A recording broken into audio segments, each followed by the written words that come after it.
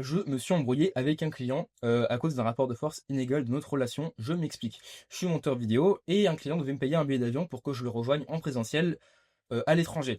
Ce qu'il a fait, il a payé, mais il s'est raté pendant qu'il a payé, ce qui fait qu'il a été débité, mais qu'il a pas reçu le billet par email. Il a pas mis toutes les informations. Du coup, il me dit d'appeler le service client, ce que je fais, ce qui n'aboutit pas après que j'ai passé 2 heures, ce qui est embêtant, bien sûr. Mais c'est comme ça arrive.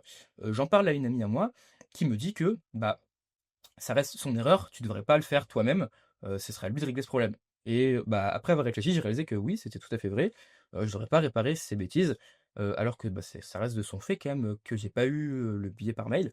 Et c'est là que j'ai compris que, bah, à cause d'un rapport de force inégal dans notre relation, j'ai fait quelque chose que je trouve pas normal de base et du coup, j'ai réalisé qu'il y avait effectivement un problème et un rapport de force qui est assez néfaste pour tous les 2 et qu'il faudrait éviter. Et c'est ça dont je parlais et c'est de ça dont je parlais dans la vidéo. Ça m'a fait réaliser que, bah, ça arrive assez souvent au final qu'il y ait un rapport de force inégal sans que tu t'en rendes compte justement, dans les relations avec les clients. Ça m'est arrivé quelques fois, mais même si c'est assez rare, et je pensais que ça m'arriverait plus et pourtant, bah, tu vois, là, ce soir, je viens de capter que, bah, si, ça peut m'arriver encore et du coup, on va voir comment, ça peut t'arriver, pourquoi ça t'arrive sûrement si tu es monteur vidéo d'ailleurs, comment tu peux identifier ça et ensuite on va voir, bah, les 3 points assez importants que j'ai en tête là pour éviter que ça t'arrive, juste comment éviter ça en général, parce que si ça t'arrive, tu vas travailler plus, tu vas être moins payé. Je pense que ça suffit. Moi, bah, moi, c'est, les aspects importants, en tout cas pour moi, donc pas travailler trop pour rien et être payé normalement. Comment tu peux éviter ça? Comment tu peux remarquer plutôt? Comment tu peux remarquer? Comment savoir si c'est, ton cas? C'est très simple. Est-ce que tu es payé? Est-ce que tu es récompensé à hauteur de ce que tu fais? Je dis récompensé, pourquoi? Parce que quand tu débutes, il y a des tas de manières d'être, rémunéré. Par exemple, si tu es pas très bon, que tu veux avoir des premières expériences, tu peux travailler avec des youtubeurs, qui sont prêts à travailler avec toi, à condition que tu baisses tes prix. Toi, de ton côté, ce que tu gagnes, c'est, de la connaissance, des retours de ces youtubeurs et à côté, des bonnes vidéos à montrer. Tout le monde y gagne au final. Si tu es bon, en général, tu as pas grand-chose à apprendre ou alors si, mais le youtubeur avec qui tu travailles, il y a pas grand-chose à t'apprendre et à ce moment-là, bah, tu dois être payé et c'est normal. Du coup, juste pose-toi la question, est-ce que le travail que tu fais, te récompense à hauteur de ce que tu mérites? Ça, c'est comment identifier. Donc 1er point important. Maintenant, on va voir comment tu peux éviter ça. Ça, c'est simple, il y a 3 aspects. Le premier aspect, ça va être de connaître ta valeur en tant que prestataire. Donc, dans mon cas, c'est le montage vidéo. Ta valeur, elle va dépendre de tes compétences, donc de ce que tu peux apporter à ton client. Hem, En général, si tu es bon, tu peux apporter beaucoup de choses à ton client. Des bonnes vidéos, ça fait gagner beaucoup d'argent, même si pas mal de personnes l'oublient. Si tu es bon en vidéo, vraiment, ta compétence vaut beaucoup et donc tu devrais pas être sous-payé pour ça. Donc il y a 2 cas de figure. Si tu es pas bon, ce qui va probablement t'arriver, c'est que tu vas tomber sur quelqu'un qui est gentil avec toi, qui va te négocier les prix à la baisse. Quand tu débutes, c'est pas très grave en vrai, pendant un temps, je parle bien sûr, j'y reviendrai. Mais ce qui va surtout t'arriver, c'est que tu vas te prendre beaucoup de retours qui sont parfois justifiés, parfois non, il faut que tu fasses attention à ça. Et tu vas surtout te prendre des demandes un peu abusées, genre, «Fais-moi cette pub dans 3 jours s'il te plaît», juste fais ça vite et toi tu vas bosser 10 heures par jour alors que tu es payé 10 balles. C'est pas normal. Donc bah, apprends à te faire respecter, par rapport à ce que tu fais, par rapport à ce que tu gagnes. Donc ça, c'est quand tu débutes, bien sûr. Évidemment, quand tu débutes, tu peux bosser pour pas cher, voire gratuitement. C'est à condition que tu apprennes quelque chose derrière. Tu bosses pas gratuitement, juste parce que tu as envie de commencer à trouver des clients. Ça marche pas comme ça. Faut que tu apprennes quelque chose, faut vraiment que tu aies un plan en tête. Si tu bosses avec un bon youtubeur qui va t'apprendre, à faire des bonnes vidéos, mec, fonce tous les jours. Si tu aucun client, c'est la meilleure occasion d'apprendre à avoir du client parce qu'il va te recommander et même après quelques mois, bah, tu pourras lui dire: «OK, maintenant que je suis bon, bah, j'aimerais être payé». C'est normal et et du coup, aussi, n'aie pas peur de fuir la relation, avec ton client s'il y a un moment où, bah, tu vois que tu es bon, même s'il t'a appris, hein, tu es reconnaissant envers lui, mais il faut quand même qu'il te paye au bout d'un moment parce que tu es bon et ton travail mérite salaire, c'est normal. Ensuite, l'autre cas de figure, c'est quand tu es bon en montage. Si tu pas trop de clients, même si tu es excellent en montage, ça peut arriver, je connais des gens qui ont ce problème. Faut quand même que tu te dises que tu pas besoin d'apprendre, mais tu as quand même besoin d'avoir un peu de social proof. Donc tu es toujours dans la phase où, tu peux faire un échange de bons procédés du genre, «Je suis moins payé, mais je monte pour toi au moins, après je peux montrer quelque chose et je suis payé. Maintenant, autre cas de figure, c'est là on sort du cas des débutants, on va dans les professionnels, tu bon et tu demandé. C'est-à-dire que les gens savent que tu monteur, les gens, comprennent que tu bon, ils enfin tu demandé, ça arrive à pas mal de monteurs, c'est normal. Au bout d'un certain temps, en tout cas, c'est normal. Dans ce cas précis, bah Si un client te manque de respect, te demande des sous ou quoi, juste tu dis non et s'il insiste, tu peux être prêt tu peux montrer en tout cas que tu es prêt à sortir de la prestation parce que tu peux trouver mieux ailleurs. Je te parle pas de dire: «Oui, si tu payes pas 50 € et ben, moi je pars». Non, tu es pas débile, tu vois? Mais juste en général, un non sec, à quelqu'un implique que, c'est non et si tu es pas content, tant pis. Parce que, bah, si tu avais peur qu'il parte, tu dirais pas un non sec. Donc un non sec implique, paf, c'est les gens comprennent quand tu dis non, en général. Si tu penses vraiment ton non, ça dépend juste de comment tu t'exprimes. Du coup, aussi, bah, faut que tu aies confiance en toi. Quand tu dis non, faut pareil pour les appels, j'y vais venir après.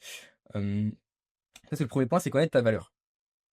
Une fois que tu connais ta valeur, tu es capable du coup d'avoir des échanges, qui sont pertinents, que ce soit contre, de la connaissance, contre de la social proof, donc de la du comment je pourrais traduire social proof? Preuve sociale ou, juste, du prestige, ou alors contre, de l'argent, ce qui est plus courant. Ensuite, l'étape du coup, c'est le prestige, donc montrer ton prestige, c'est super important. Je vais me prendre pour exemple, j'ai un contrat actuellement avec, McCann qui me fait travailler pour L'Oréal. Donc sur le compte L'Oréal Paris, il y a des TikTok que j'ai montés moi-même. C'est super intéressant parce que ça, je montre ça à un client, évidemment qu'il va me respecter par la suite. Parce qu'il va se dire: «OK, c'est pas n'importe qui, il a monté pour un tel, ça fait de la social proof, du prestige et il te fera confiance». Ce qui est important, c'est de savoir comment tu peux mettre ça en avant. Le plus simple, c'est juste de dire: «J'ai bossé pour un tel». Alors attention, L'Oréal, c'est pas un bon exemple parce que bah, même moi, enfin, en vrai, c'est une chance énorme que j'ai eu de bosser avec eux. Mais même avant ça, tu as des clients, entre guillemets «moyens» qui font quand même certaines stats. Ça, tu peux le mettre en avant. Je prends l'exemple de Bartorico, c'est un tiktoker. Il faisait, peut-être, 10 000 vues sur des vidéos qui sont bonnes. Les meilleures vidéos pouvaient faire 400 000 vues. C'est quelque chose d'assez vraiment enfin, c'est quelque chose qui suffit largement à rassurer un client, donc ça, tu peux le montrer et bien le montrer. Je vais y venir par la suite. Hem, donc voilà, le prestige, c'est tout ce que tu as fait en tant que monteur qui est bien, qui peut rassurer le client. Il faut que tu apprennes à le montrer et ça nous amène à notre troisième point qui est ta vitrine, c'est-à-dire comment tu te vends. Si tu étais une boutique, c'est quoi la façade de la boutique? Pourquoi c'est super important? Parce que c'est ce qui va, te représenter. Même si tu peux être, le meilleur monteur du monde, si ta vitrine est moche, les gens vont se dire: «Mais c'est qui ce guignol? Il ne sait pas monter, il est mauvais». Pour avoir une bonne vitrine, c'est pas compliqué. Il faut que tout ait l'air professionnel. Tu peux traduire avoir une bonne vitrine par avoir l'air professionnel. Je m'explique. Si ton site, il est bien, il est carré, il montre que tu es professionnel, il y a des belles vidéos dessus uniquement, les gens vont voir le site, ils vont se dire: «D'accord, bah, ce mec-là, il sait ce qu'il fait, il est bon». Ça va aussi sur Instagram. Si tu vas sur Instagram et que, les posts ils sont mal organisés, c'est le bordel, c'est pas beau, on va se dire: «OK, c'est qui ce mec?» Maintenant si les posts sont très beaux, tu vois des gros noms en plus par-dessus, c'est parfait, ça montre le prestige, j'y venais tout à l'heure, mais ouais, avoir un compte beau, esthétique et qui est qualitatif surtout, ça va énormément rassurer ton client. Attention, tu auras pas forcément tous les points d'un coup, dès le début. Le plus simple, c'est d'avoir le compte professionnel, c'est-à-dire que si tu as aucun client à montrer ou quoi, tu peux quand même avoir un compte qui est quali, qui est esthétique, qui est épuré, qui est bien fait. Hem, Ça prend un peu de temps, il va falloir se renseigner sur comment faire un beau compte Instagram et par la suite un portfolio, c'est un peu plus long à faire, mais ça vaut vraiment le coup et je sais de quoi je parle, ça m'a vraiment aidé moi quand je fais mon portfolio, pro. Même si tu as pas beaucoup de vidéos dessus, hein, tu peux les faire pour toi. Moi, j'ai vu les premières vidéos sur mon portfolio étaient des vidéos que j'ai fait avec ma voix off par-dessus et tu peux le faire aussi. L'idée, c'est juste d'avoir des trucs beaux à montrer. Une fois que tu as ça, bah, tu es mis en avant, donc les gens qui vont te contacter ou que tu vas contacter vont se dire: «D'accord, c'est pas n'importe qui, je respecte, j'ai envie de travailler avec ce mec». Je sais pas si j'ai des vocaux normalement peut-être que je montrerai un des vocaux, que j'ai reçu il y a pas longtemps avec un client. Bonjour, je me permets de faire un vocal, ce sera beaucoup plus simple. Alors ouais, j'aime plutôt bien, j'ai reçu quand même pas mal de messages avec toutes les recherches que j'ai fait, mais j'en ai refusé pas mal dès le début parce que je sentais que c'était pas trop le même style. Là, je pense qu'il y a James est très fort déjà, mais il y a quelque chose d'intéressant. Et du coup, il faut que ton objectif, ça soit d'avoir ces 3 points. 3 voilà, d'avoir ces 3 points et de les monter au maximum parce que plus tu les montes, plus tu vas acquérir, de crédit, si je puis dire et du coup, plus ça sera facile pour toi, de négocier et d'être respecté sans pour autant te casser la tête.